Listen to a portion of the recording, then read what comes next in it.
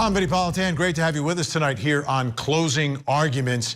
And in a lot of the cases that we cover and trials, very recently, as a matter of fact, we've heard a lot about one of our amendments, number 5, the Fifth Amendment. And when I say the Fifth, I know what you think of.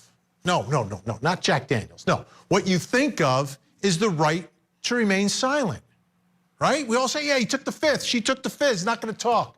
Take the Fifth, they arrest you, take the Fifth, don't say. Absolutely, that is part of the Fifth Amendment. But there's another part to the Fifth Amendment. Let me read it to you. Nor shall any person be subject for the same offense to be twice put in jeopardy of limb or life or limb. What's that all about? That's about double jeopardy. It means our forefathers were smart enough to put it in our Constitution that you don't get punished more than once for the same crime. Seems fair, seems right.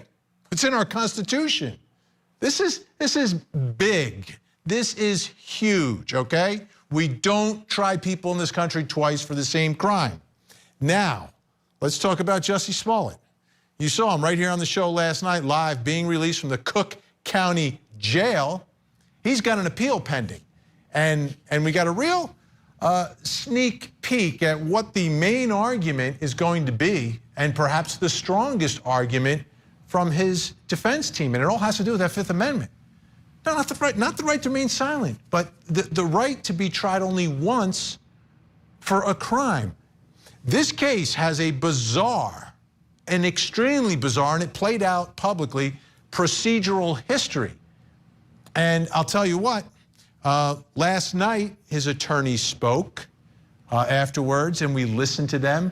And they said a couple of things. One, they were claiming Jussie Smollett's innocence in the case. I'm like, okay, I'll take that with a grain of salt. You got to say that. You're his attorneys. But then they issued a challenge. And I found this really the most fascinating part of what they were saying last night. It was like directed at kind of like people like me, although we didn't cover the trial when it happened because they didn't let cameras in, and we were in the midst of other big cases here on Court TV. But he really was sending it to everyone who had covered this trial and this case from the beginning, the media, saying, you guys missed the boat on what the real problem is in this case. It's that he was punished once already for this conduct, for what he did. And then there was a second prosecution. Like I just read to you in the Constitution. We're not supposed to do that in this country. So this is a real issue. And you could see it in his eyes as he spoke, his attorney. There was a passion. And you know, sometimes defense attorneys, we're going to have some on tonight, you know, sometimes they can put on a little bit of a show, right? This wasn't a show. This was real when he was talking about this particular issue. Take a listen. Let me make something clear. There is no room for politics in our court system, and our appellate courts in this great state do not play politics. Let me make something clear.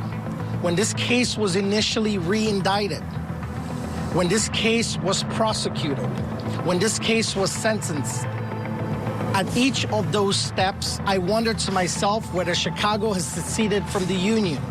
Because in this country, you cannot punish a person twice. And while everyone was focused on the sensationalism surrounding this case, people were not focused on the constitutionality of the prosecution.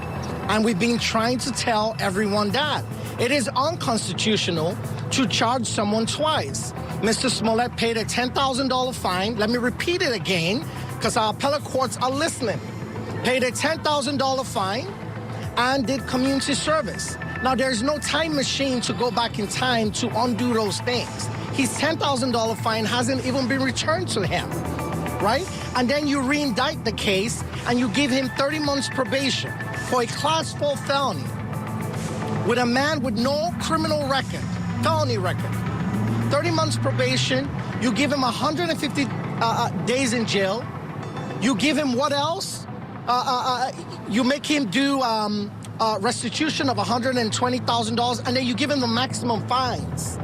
You know, and there's something wrong with that.